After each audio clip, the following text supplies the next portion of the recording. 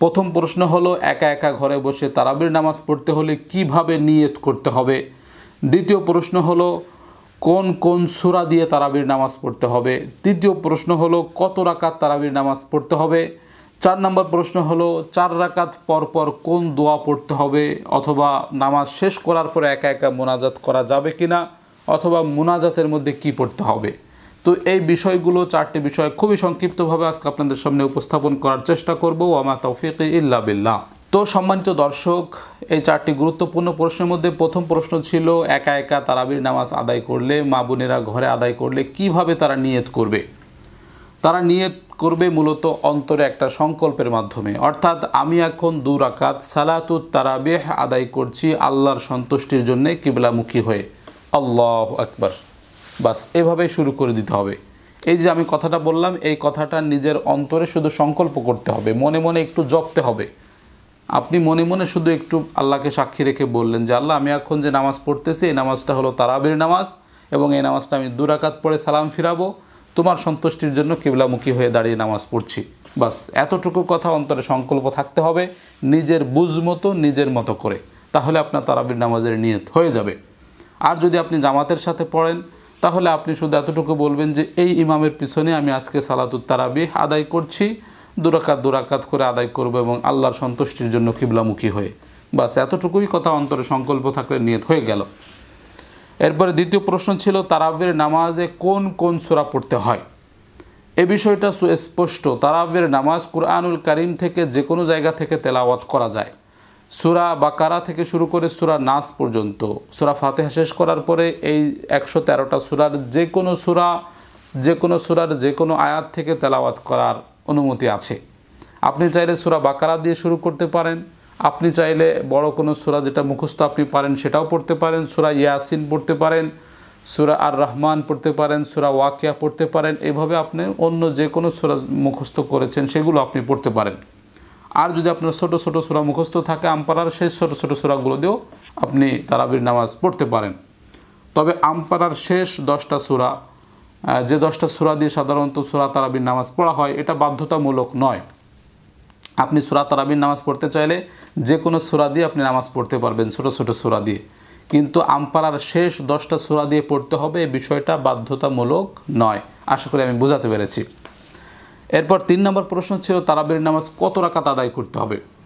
এই বিষয়টা হলো আপনি একা একা পড়েন অথবা জামাতবদ্ধ হয়ে পড়েন। তারাবির নামাজ এটা সুন্নত নফল নামাজ, সুন্নতের নিয়ত করে আপনি নামাজটা পড়বেন। এই নামাজটার নিয়ে বা এই নামাজের রাকাত সংখ্যা নিয়ে খুব বাড়াবাড়ি করা এটা আমাদের জন্য উচিত নয়। কারণ সাহাবায়ে কেরামের আমল থেকে শুরু করে বা তাবেঈনদের আমল থেকে শুরু করে এ বিষয়টা লক্ষ্য করা যায় যে তারাবির নামাজের রাকাত সংখ্যা নিয়ে কিছুটা মতপার্থক্য ছিল, এবং যুগ যুগ ধরে আমাদের এখন পর্যন্ত এই তারাবির নামাজের রাকাত সংখ্যা নিয়ে কিছুটা মতপার্থক্য আছে, বেশ ভালোভাবেই আছে। তো এই বিষয়টা নিয়ে খুব আলোচনা না করে আপনার যদি সময় কোলায়, অর্থাৎ আপনি সারাদিন রোজা রেখেছেন, এখন আপনি দীর্ঘ রাত দাঁড়িয়ে তেলাওয়াত করতে, নামাজ পড়তে আপনার কষ্ট হবে, তাহলে আপনি সংক্ষিপ্তভাবে 8 রাকাত 10 রাকাত 12 রাকাত পড়ে ফেলেন, কোনো সমস্যা নেই। আর যদি আপনার মনে চায় যে না আমি সারা রাত নামাজ পড়তে পারবো বা অনেকক্ষণ ধরে নামাজ পড়তে পারবো, তাহলে আপনি 20 রাকাত পড়েন। 20 রাকাত পড়া একটা সাহাবায়ে কেরামের আমল থেকে সাব্যস্ত হয়েছে।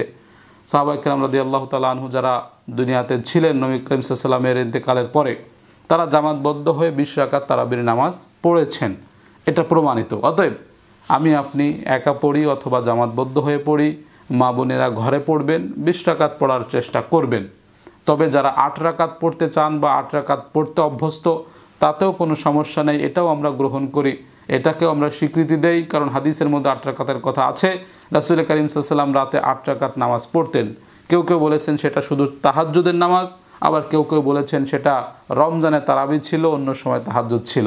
তো এই মত পার্থক্যের মধ্যে না গিয়ে এটা একটা সুন্নাত নামাজ, আমরা চাইলে 20 রাকাত নামাজ পড়লে ভালো হয়। আর কেউ যদি 8 রাকাত পড়তে চান, আপনার দলিলের আলোকে আপনি সেটা বুঝেছেন, আপনার ইমামরা এটা ইস্তেহাদ করে বের করেছেন, সেটাও আমরা গ্রহণ করব, কোনো সমস্যা নেই। আপনি 8 রাকাত পড়েন, আমরা 20 রাকাত পড়ি, অথবা আপনি 20 রাকাত পড়েন, আমরা একটু কম বেশি করে পড়ি, কোনো সমস্যা হবে না ইনশাআল্লাহ। তবে নামাজটা পড়তে হবে, তারাবির নামাজটা আমরা অবশ্যই পড়ব। শেষ এবং 4 নম্বর প্রশ্ন যেটা ছিল সেটা হলো তারাবির নামাজের 4 রাকাত পর পর কোন দোয়া পড়তে হয়, এ বিষয়টা নিয়ে আমাদেরকে আর একটু কথা বলা উচিত। কারণ তারাবির নামাজের ভিতরে যে কোনো দোয়া পড়তে হয় এ বিষয়টাই কোরআন হাদিসে নাই, অথচ আমাদের সমাজে একটা দোয়া বেশ ভালোভাবে প্রচলিত আছে, প্রসিদ্ধ আছে। সুবহানাদিল মুলকি ওয়াল মালাকুতি সুবহানাদিল ইজ্জাতি ওয়াল আজমাতি, এরকম একটা দোয়া বিভিন্ন কিতাবে বিভিন্ন বইতে অনেকে লিখে দিয়েছেন যে তারাবির নামাজ এটা দোয়া পড়তে হয়। আসলে হাদিসের মধ্যে এরকম কোনো দোয়া তারাবির নামাজের দোয়া হিসেবে পাওয়া যায় না। অতএব তারাবির নামাজের কোনো নির্দিষ্ট দোয়া নেই। 4 রাকাত শেষ করার পরে কিছুক্ষণ সময় বসে বিশ্রাম নিয়ে এই যে একটা দোয়া পড়তে হবে এরকম কোনো সিস্টেম নেই।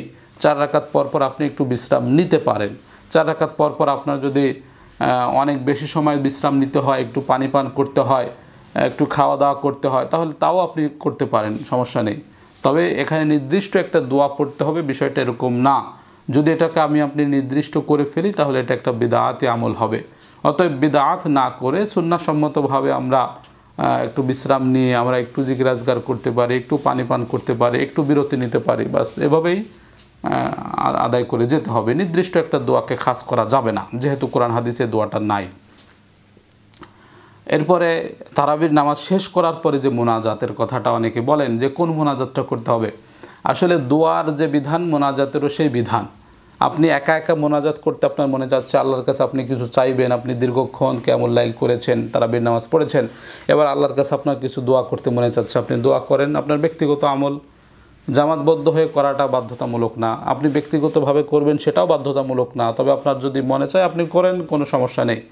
তবে এই মোনাজাতের মধ্যে নির্দিষ্ট একটা দোয়াকে আবার খাস করে নেওয়া যাবে না, যে দোয়াটাকে অনেকে তারাবির দোয়া বলে বা তারাবির মোনাজাত বলে, এইরকম মোনাজাতের দোয়াকে নির্দিষ্ট হিসেবে খাস করে নেওয়া যাবে না, তাহলে এটাও বিদআত হবে। আপনি মোনাজাত করবেন নিজের ভাষায়, দোয়া যেগুলো জানেন সেগুলো পাঠ করবেন। তবে তারাবির নামাজের কোনো মোনাজাতের দোয়া নাই, 4 রাকাত পর পর দোয়া নাই, এটা মনে রাখতে হবে। যে দোয়াগুলো আছে সে দোয়াগুলোর অর্থ ভালো, কিন্তু এগুলো আল্লাহ রাসূল পড়তেন না, সাহাবায়ে কেরাম পড়তেন না। অতএব আমরা যদি এটাকে তারাবির নামাজের দোয়া বা তারাবির নামাজের মুনাজাত হিসেবে স্বীকৃতি দেই তাহলে এটা বিদআত হবে। অতএব এই বিদআত আমরা করতে রাজি নই। আল্লাহ রাব্বুল আলামিন আমাদেরকে সঠিক বুঝদান করুন, আমিন। সম্মানিত দর্শক, আপনারা অনেকে অবগত আছেন আমার নিজ মহল্লার মসজিদ, যে মসজিদ গত বছর কাজ শুরু করেছিলাম, আপনাদের সামনে আহ্বান করেছিলাম, আপনারা অনেকেই সহযোগিতা পাঠিয়েছিলেন। কিছু কাজ আমাদের এখনও বাকি আছে। আমাদের যত সংখ্যক মুসল্লি মহল্লায় রয়েছে সেই সংখ্যা হিসাব করলে আমাদের নিচতলায় জায়গা সংকট তৈরি হয়, যে কারণে আমরা দোতলা ছাদটা কমপ্লিট করার নিয়ত করেছি। আপনাদের কাছে উদারত আহ্বান জানাচ্ছি, যার যার সামর্থ্য অনুযায়ী দেশ এবং প্রবাস থেকে আপনারা আপনাদের মৃত পিতামাতা, আত্মীয় স্বজন যে কোনো নামে আপনারা দান করতে পারেন। এই রমজান মাসে যদি আপনারা এই উত্তম কাজে দান করেন তাহলে হাদিসের মধ্যে আছে রমজান মাসে দান করলে 1 টাকা দান করলে 70 টাকা দান করার চাইতে বেশি সওয়াব পাওয়া যায়। সুবহানাল্লাহ। এই সওয়াবের কাজে যদি আপনি অংশগ্রহণ করতে চান তাহলে আমার সাথে সরাসরি যোগাযোগ করে, অর্থাৎ স্ক্রিনে থাকা নাম্বার 019198024114 এই নাম্বারে আপনারা ইমো এবং হোয়াটসঅ্যাপে সরাসরি আমার সাথে যোগাযোগ করে বিস্তারিত জেনে তারপরে সহযোগিতা পাঠাতে পারেন।